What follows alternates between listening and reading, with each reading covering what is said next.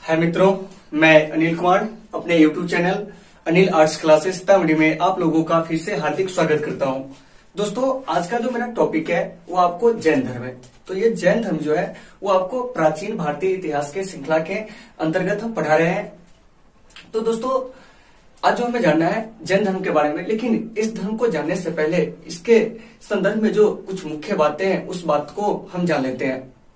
तो क्या हुआ था कि सिंधु घाटी सभ्यता के पतन के बाद हमारे भारत में क्या हुआ था कि आर्यों के द्वारा एक नई सभ्यता बसाई गई थी, उसका नाम था वैदिक सभ्यता। और इस वैदिक सभ्यता की जो अवधि थी वो आपको 1500 ईसा पूर्व से 600 ईसा पूर्व थी। तो इन बीच में क्या हुआ था कि आपको भारत में एक नए धर्म का विकास हुआ और उस धर्म को नाम दिया गया वैदिक धर्म। तो क्या हुआ कि वैदिक धर्म में जैसे जैसे समय बीतते गया, इसमें क्या हुआ कि आपको कर्म कांड और जटिलताएं जो थी बढ़ रही थी। तो इस जटिलताएं से, कर्म कांड से आम जनता जो थे काफी ज्यादा परेशान थे।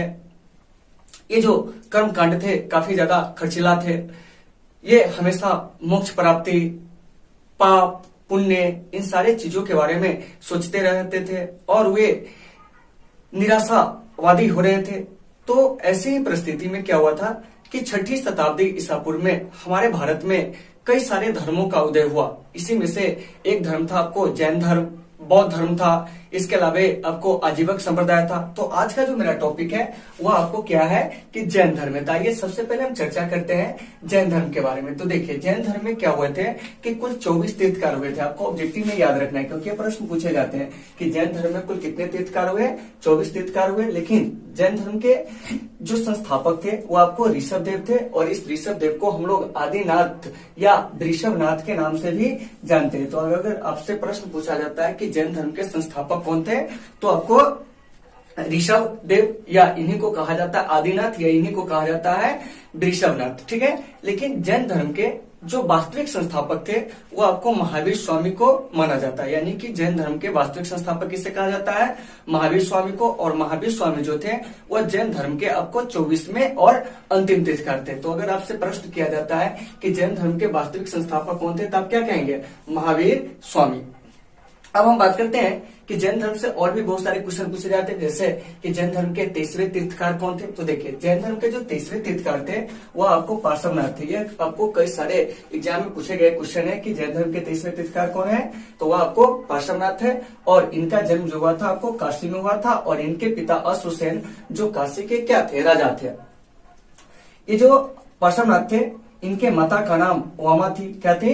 वामा थी। तो कभी कभी आपको क्या होते हैं कि बहुत सारे ऐसे एग्जाम होते हैं जहाँ पे आपको क्वेश्चन जो होते हैं काफी लेवल से पूछे जाते हैं। वहां पे ये भी क्वेश्चन पूछ दिए जाते हैं कि ये जो पार्श्वनाथ है इन्हें ज्ञान की प्राप्ति कहाँ हुई थी। तो पार्श्वनाथ को ज्ञान की जो प्राप्ति हुई थी वह आपको समेध पर्वत पर हुई थी। कहाँ हुई थी? समेध पर्वत पर हुई थी। और इनके द्वारा जो दी गई शिक्षा है वो आपको 4 है। यानी कि पार्श्वनाथ ने क्या किया कि ज्ञान प्राप्ति के बाद जो शिक्षाएं दी उस शिक्षा के बारे में जानेंगे। तो सबसे पहले इन्होंने बताया कि सत्य या अमृषा के बारे में, यानी कि हमेशा आप सत्य बोलिए, झूठ कभी नहीं बोलिए। इनकी शिक्षा का पहला यह बातें थी। दूसरी बात जो थी वह था आपको अहिंसा, अर्थात किसी भी जीव की हत्या ना करे।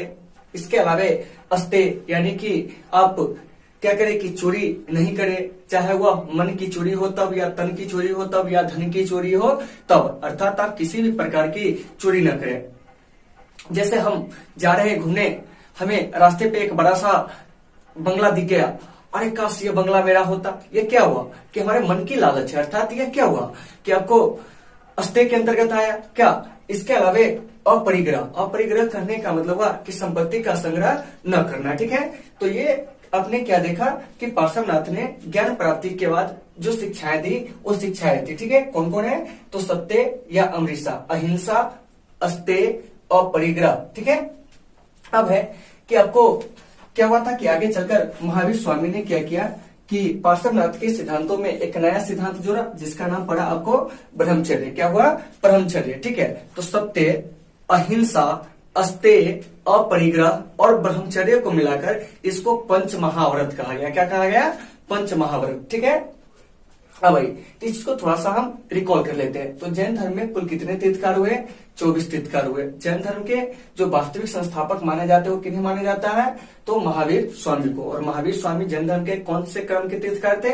24वें क्रम के थे और अंतिम भी थे, ठीक है। लेकिन जैन धर्म के जो संस्थापक थे वो आपको ऋषभ देव थे, और ऋषभ देव को आदिनाथ या ऋषभनाथ के नाम से भी जाना जाता है। जैन धर्म के 23वें तीर्थकार जो थे वह पार्श्वनाथ थे। अब आइए, अब क्या है कि ये जो ऋषभ देव है वो और आपको पार्श्वनाथ, इन दोनों का उल्लेख जो है वह आपको क्या है कि ऋग्वेद में किया गया। इस चीज को भी याद रखिएगा कि ऋग्वेद में किन दो जैन तीर्थकारों का उल्लेख है? तो आपको पहले नंबर के जो कि ऋषभ देव और 23वें नंबर के जो है पार्श्वनाथ, इन दोनों का उल्लेख जो है ऋग्वेद में है, ठीक है।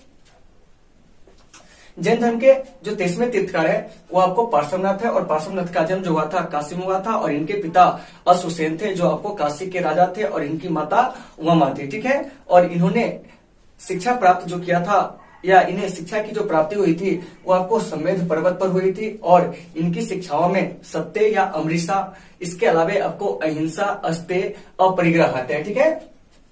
आइए, और क्या हुआ था कि आगे चलकर महावीर स्वामी ने पार्श्वनाथ के सिद्धांत में एक नया सिद्धांत जोड़ा जिसे कहा गया आपको ब्रह्मचर्य, ठीक है। तो इस प्रकार से क्या हुआ कि आपको 5 महाव्रत हुए जैन धर्म में। कौन कौन से हुए? तो सत्य, अहिंसा, अपरिग्रह, अस्तेय और आपको ब्रह्मचर्य, ठीक है। अब आइए, अब हम बात करते हैं कि जैन धर्म के जो 22वें तीर्थकार थे वो आपको अरष्टी नेमी थे। ये भी कभी कभी पूछे जाते हैं कि जैन धर्म के 22वें तीर्थकार कौन थे? तो वह आपको अरष्टी नेमी थे, और इनका जो प्रतीक चिन्ह था वो आपको शंख था, ठीक है। तो इस चीज को भी याद रखना है। लेकिन इस जैन धर्म में आज जो हम चर्चा करेंगे वह महावीर स्वामी के बारे में चर्चा करेंगे, क्योंकि महावीर स्वामी जैन धर्म से क्या है कि आपको सबसे क्या है प्रमुख है, ठीक है। क्योंकि जैन धर्म की यह वास्तविक संस्थापक है। तो आइए चर्चा करते हैं महावीर स्वामी के बारे में। तो देखिए, महावीर स्वामी का जो वास्तविक नाम है वो आपको वर्धमान था, यानी कहने का मतलब हुआ कि महावीर स्वामी के बचपन का नाम वर्धमान था, और इनका जन्म जो हुआ था 540 ईसा पूर्व में वैशाली के कुंडग्राम में हुआ था। तो आपको याद रखना है, क्योंकि प्रश्न अगर पूछा जाता है कि महावीर स्वामी का जन्म कब और कहाँ हुआ था, तो महावीर स्वामी का जन्म 540 ईसा पूर्व में वैशाली के कुंडग्राम में हुआ था। इनकी मृत्यु जो हुई थी 468 ईसा पूर्व में 72 साल की जो उम्र थी, उस उम्र में इनकी क्या हो गई? मृत्यु हो गई। यानी कि ये कुल क्या हुए कि 72 साल तक जीवित रहे, ठीक है। इनकी जो मृत्यु हुई थी वो आपको पावापुरी में हुई थी। याद रखिएगा कि महावीर स्वामी की जो मृत्यु हुई थी, मृत्यु हुई थी वो कहाँ हुई थी? पावापुरी में, ठीक है। जबकि गौतम बुद्ध की जो मृत्यु हुई थी वो कहाँ हुई थी? तो आपको कुशीनगर में हुई थी। तो कोई चीज जो ऐसे मिलते हैं उसको हम लोग क्या करेंगे कि तुलनात्मक अध्ययन करते चलेंगे, ठीक है। अब है कि ये जो महावीर स्वामी थे इनके माता का नाम जो था वह त्रिशला था, और त्रिशला जो थी वह लिच्छवी राजा चेटक की क्या थी? बहन थी। यानी कि महावीर स्वामी के मामा का नाम जो था क्या था? तो आपको चेटक था, ठीक है। अब आइए, अब है कि महावीर स्वामी के पिता के नाम सिद्धार्थ थे, जो कि आपको ज्ञात्री कुल के थे, ठीक है। तो यहाँ से एक प्रश्न ये भी पूछा जा सकता है कि महावीर स्वामी किस वंश से संबंध रखते थे या किस कुल से संबंध रखते थे? तो महावीर स्वामी आपको ज्ञात्री कुल से संबंध रखते थे, जबकि गौतम बुद्ध जो थे वो आपको शाक्य कुल से क्या करते थे? संबंध रखते थे। महावीर स्वामी की पत्नी का नाम जो था यशोदा था, ठीक है। यानी महावीर, देखिए 4 लेटर है इसमें, है ना, क्या? यशोदा 3 लेटर है। तो देखिए, जिसका नाम लंबा है उसके पत्नी का नाम क्या है? छोटा है। क्या है? छोटा है। अब हम बात करते हैं गौतम बुद्ध की। क्या? तो गौतम में क्या है कि आपको 3 लेटर है, तो इनकी पत्नी का नाम जो है यशोधरा अर्थात 4 लेटर वाला है। तो यहाँ से हमने क्या देखा कि महावीर स्वामी की जो पत्नी का नाम था वो आपको क्या था? यशोदा था, जबकि गौतम बुद्ध के पत्नी का नाम यशोधरा था। तो कुछ चीज को हम लोग तुलनात्मक अध्ययन करेंगे, ठीक है। आइए, अब है कि महावीर स्वामी के जो पुत्री था उनका नाम जो था अनुज्या प्रियदर्शनी, जो कि क्या था कि बाद में चलकर ये जो अनुज्या है उनके पति क्या हुए थे कि महावीर स्वामी के प्रथम शिष्य बने थे। तो महावीर स्वामी के संतान में एक पुत्री थी जिसका नाम था क्या? अनुज्या प्रियदर्शनी, ठीक है। तो महावीर स्वामी क्या हुए थे कि आपको 30 वर्ष की आयु में, कितने वर्ष की आयु में? 30 वर्ष की आयु में इन्होंने क्या कर दिया था कि गृह को त्याग कर दिया था अपने बड़े भाई नंदीवर्धन से अनुमति लेकर। तो अगर आपसे प्रश्न पूछा जाता कि महावीर स्वामी कितने वर्ष की आयु में गृह त्याग किया था, तो 30 वर्ष की आयु में, जबकि गौतम बुद्ध 29 वर्ष की आयु में गृह त्याग किया था, ठीक है। अब आइए, अब है कि ये जो महावीर स्वामी है, इनको जो ज्ञान की प्राप्ति हुई थी वो आपको जुम्बी ग्राम में हुई थी। और ये जो जुम्बी ग्राम में कब हुई थी, तो घर से निकलने के 12 साल बाद, अर्थात इनको 42 साल में क्या हुआ था कि ज्ञान की प्राप्ति हुई थी। ठीक है, आइए, अब है कि महावीर स्वामी को ज्ञान की प्राप्ति जो हुई थी वो किस नदी के किनारे हुई थी, तो वो आपको रिजुपालका नदी के किनारे हुई थी। और वृक्ष पूछेगा तो वो आ जाएगा साल। देखिए यहाँ से क्या देखें कि ये जो महावीर स्वामी है, इनको ज्ञान की प्राप्ति किस वृक्ष के नीचे हुई थी, तो साल वृक्ष के नीचे, जबकि गौतम बुद्ध को पीपल वृक्ष के नीचे हुआ था। ठीक है, अब देखिए महावीर स्वामी को ज्ञान की प्राप्ति आपको रिजुपालका ग्राम में हुआ था। वहीं आपको क्या हुआ था कि गौतम बुद्ध को ज्ञान की प्राप्ति जो हुई थी वो आपको बुद्धगया में हुई थी। आइए, अब हम बात करते हैं कि महावीर स्वामी के भाई का जो नाम था वो क्या था, नंदीवर्धन था। ठीक है, याद रखना है कि महावीर स्वामी के भाई का नाम क्या था, नंदीवर्धन। और ये आपको ज्ञात्री कुल से संबंध रखते थे और इनकी जो भाषा थी वो क्या थी, प्राकृत थी। तो आइए इस चीज को हम लोग थोड़ा सा रिकॉल करते हैं। तो सबसे पहले महावीर स्वामी का परिचय करेंगे। तो महावीर स्वामी का जन्म जो हुआ था आपको 540 ईसा पूर्व में वैशाली के कुंड ग्राम में हुआ था। उनके पिता जो थे उनका नाम सिद्धार्थ था, जो कि ज्ञात्री कुल के मुखिया थे। और इनकी माता जो थी वो आपको त्रिशला थी, जो कि लिच्छवी राजा चेतक की बहन थी। तो महावीर स्वामी आगे चलकर क्या हुए कि आपको घर त्याग कर दिए 30 वर्ष की आयु में अपने बड़े भाई नंदीवर्धन से आज्ञा लेकर। और घर त्याग करने के 12 वर्ष बाद इन्हें क्या हुआ था कि जुम्बी ग्राम में ज्ञान की प्राप्ति जो हुई थी रिजुपालका नदी के तट पर साल वृक्ष के नीचे। तो इस चीज को भी आपको क्या करना है, याद रखना है। ठीक है, और महावीर स्वामी ने जो अपना उपदेश दिया था वो आपको प्राकृत भाषा में दिया था। तो कभी कभी यहाँ से प्रश्न पूछा जाता है कि जैन साहित्य की भाषा क्या थी, तो जैन साहित्य की जो भाषा थी वो आपको प्राकृत थी, जबकि बौद्ध साहित्य की जो भाषा थी वो आपको पाली थी। तो यहाँ से इस चीज को भी क्या कर लेना है, हमें क्लियर कर लेना है। ठीक है, अब आइए, अब है कि ज्ञान प्राप्ति के बाद महावीर स्वामी जो थे वो आपको जिन कहलाए। क्या कहलाए, जिन कहलाए, अहर्त कहलाए, निर्ग्रंथ कहलाए। तो जिन मतलब क्या हो गया, तो आपको विजेता। अहर्त मतलब क्या हो गया, तो पूजने योग्य। निर्ग्रंथ मतलब क्या हुआ, बंधनहीन। और इसके अलावे क्या हुआ कि उनको महावीर कहा गया। तो महावीर उनको क्यों कहा गया, क्योंकि साधना के प्रति वे क्या थे, काफी समर्पित भाव के थे, इसलिए उनको क्या कहा गया, महावीर कहा गया। क्योंकि जब वो तपस्या के लिए निकले थे घर छोड़कर ज्ञान प्राप्ति के क्रम में, तो वो क्या थे कि आपको नग्न अवस्था में भी क्या हुए कि तपस्या करते रहे, ज्ञान की खोज में अपना ध्यान लगाते रहे।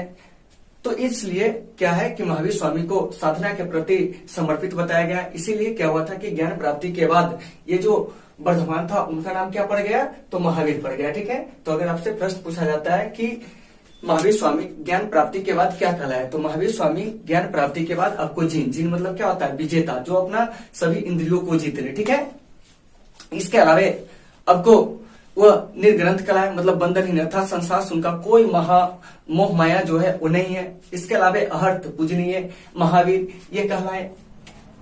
अब है कि ज्ञान प्राप्ति के बाद क्या हुआ था कि महावीर स्वामी ने जो अपना प्रथम उपदेश दिया था वो आपको राजगिरी में दिया था। तो आपको याद रखना है कि ज्ञान प्राप्ति के बाद महावीर स्वामी ने अपना प्रथम उपदेश कहाँ दिया था, राजगिरी में, जबकि गौतम बुद्ध कहाँ दिया था, सारनाथ में। ठीक है, यानी कि इसका तुलनात्मक अध्ययन भी कभी कभी आपको करते रहना है और याद कीजिएगा तो ऐसे ही कीजिएगा। ठीक है, अब है कि महावीर स्वामी के जो प्रथम शिष्य थे वो आपको जामिल थे। और ये जो जामिल थे महावीर स्वामी के दामाद थे, यानी कि अनुजा प्रियदर्शनी के क्या थे, ये पति थे। अब है कि जैन धर्म का सिद्धांत। तो देखिए जैन धर्म का सिद्धांत कहने का मतलब क्या हुआ, तो महावीर स्वामी ज्ञान प्राप्ति के बाद अपना जो विचार प्रकट किए वही क्या कहलाया, जैन धर्म का सिद्धांत कहलाया। यानी कि ज्ञान प्राप्ति के बाद महावीर स्वामी क्या किए कि अपना कुछ विचार प्रकट किए और वही विचार क्या हुआ कि जैन धर्म का सिद्धांत कहलाया। तो जैन धर्म वाले सबसे पहले क्या करते कि ईश्वर में अविश्वास करते थे। अर्थात कहने का मतलब यह हुआ कि जैन धर्मी लोगों का मानना था कि ये जो संसार है, इस संसार की रचना न तो ईश्वर ने किया है, नहीं इस संसार को ईश्वर ने बनाया है, तो हम ईश्वर में विश्वास क्यों करें। तो जैन धर्म का पहला सिद्धांत है कि ये लोग ईश्वर में क्या करते थे, विश्वास नहीं करते थे। इसके अलावा जैन धर्म में क्या था कि आत्मा का अस्तित्व था। क्या था, अस्तित्व। अर्थात ये लोग आत्मा को क्या करते थे, मानते थे। तो आपको यहाँ से भी याद रखना है, ठीक है, कि जैन धर्म क्या करते थे कि आत्मा में अस्तित्व रखते थे। बौद्ध धर्म भी आत्मा में अस्तित्व रखते थे, लेकिन जैन धर्म के अपेक्षा कम रखते थे। यानी कि जैन धर्म में आत्मा का अस्तित्व जो है काफी ज्यादा है। इसके बाद कर्म फल तथा पुनर्जन्म के सिद्धांत को भी क्या हुआ कि जैन धर्म में मान्यता दिया गया। कर्मफल कहने का मतलब हुआ कि जिस प्रकार से हम कर्म करेंगे उसी प्रकार का हमें फल मिलेगा और उसी आधार से हमारी क्या होगी, पुनर्जन्म होगी। यानी कि पुनर्जन्म का जो सिद्धांत था, पुनर्जन्म की जो बातें थी वो आपको कर्म फल पर क्या हुआ, निर्भर किया। यानी कि कर्म फल के अनुसार ही पुनर्जन्म जो था वो निर्भर था। उसके बाद था मोक्ष व निर्वाण की प्राप्ति। तो कहने का मतलब ये हुआ कि अगर आप संसारिक जो तृष्णा है उस संसारिक तृष्णा से मुक्त हो गए, सांसारिक बंधन से मुक्त हो गए, तो उसी को क्या हुआ कि जैन धर्म में आपको निर्वाण कहा गया। ठीक है, तो हमने यहां से क्या देखा कि जैन धर्म के सिद्धांत जो है वो आपको 4 है। कौन कौन है? तो सबसे पहला ईश्वर में अविश्वास, अर्थात जैन धर्म के लोग जो थे ईश्वर में विश्वास नहीं करते थे, क्योंकि इनका मानना था कि संसार को न तो ईश्वर ने बनाया, न ही संसार को ईश्वर विघटित कर सकता है। दूसरा था आत्मा का अस्तित्व। तो देखिए, आत्मा का अस्तित्व जैन धर्म में भी था और बौद्ध धर्म में भी था, लेकिन जैन धर्म में आत्मा का अस्तित्व जो था बौद्ध धर्म की अपेक्षा ज्यादा था। ठीक है, आइए उसके बाद है कर्मफल और पुनर्जन्म। तो जैन धर्म में ऐसा माना जाता था, या महावीर स्वामी ने जो अपना विचार प्रकट किए, उन्होंने बताया कि ये जो पुनर्जन्म है, यह पुनर्जन्म जो है आपके कर्म फल पर निर्भर करता है, अर्थात आप किस प्रकार के कर्म करते हैं उसी तरह यह क्या करेगा, निर्भर करेगा। मोक्ष व निर्वाण जो कि इसका अगला सिद्धांत था। तो गौतम बुद्ध के अनुसार क्या हुआ था कि आपको ये जो मोक्ष है, मोक्ष कहने का मतलब हुआ कि ये जो कर्म फल है या ये जो सांसारिक बंधन है, ये जो सांसारिक तृष्णा है, इस तृष्णा से मुक्त हो जाना ही क्या कहलाया, तो आपको मोक्ष व निर्वाण कहलाया। अब है कि कर्म फल से मुक्ति के लिए जैन धर्म में त्रिरत्न है। सबसे पहला है आपको सम्यक ज्ञान, फिर है आपको सम्यक दर्शन, फिर है सम्यक आचरण। तो सम्यक ज्ञान करने का मतलब क्या हुआ कि सच्चा व पूर्ण ज्ञान होना ही क्या कहलाता है, सम्यक ज्ञान कहलाता है। सम्यक दर्शन अर्थात सत्य में विश्वास रखिए और आपके पास जो यथार्थ ज्ञान है उस यथार्थ ज्ञान के प्रति श्रद्धा रखिए, तो इसी को क्या कहा गया, तो आपको जैन धर्म में यानी सम्यक दर्शन के अंतर्गत रखा गया। उसके बाद है सम्यक आचरण। तो सम्यक आचरण अर्थात कहने का मतलब हुआ सुख और दुख दोनों में संभाव की स्थिति होना चाहिए। नहीं कि सुख है तो हम ज्यादा प्रसन्न है, दुख है तो हमें घबराना चाहिए। ठीक है, तो देखिए, तो जैन धर्म में क्या है कि कर्म फल से मुक्ति हेतु 3 सिद्धांतों को दिया गया। कौन कौन? सम्यक ज्ञान, सम्यक दर्शन और सम्यक आचरण। तो सम्यक ज्ञान कहने का मतलब हुआ सच्चा और पूर्ण ज्ञान। सम्यक दर्शन सत्य में विश्वास और जो आपके पास ज्ञान है उसके प्रति आपकी श्रद्धा। सम्यक आचरण अर्थात सुख दुख में समान आचरण होना चाहिए। ठीक है, तो दोस्तों यह क्या था कि आपको जैन धर्म का पार्ट 1 वीडियो था। अगला वीडियो जो आएगी उसमें हम लोग जैन धर्म के बारे में जो इसके और भी बहुत सारे तथ्य हैं उस तथ्यों के बारे में हम जानेंगे। तो दोस्तों आज की इस क्लास को हम यहीं पे समाप्त करते हैं, फिर मिलते हैं अगले क्लास में। जब तक के लिए आप सबों से शुभ विदा। Take care all of you.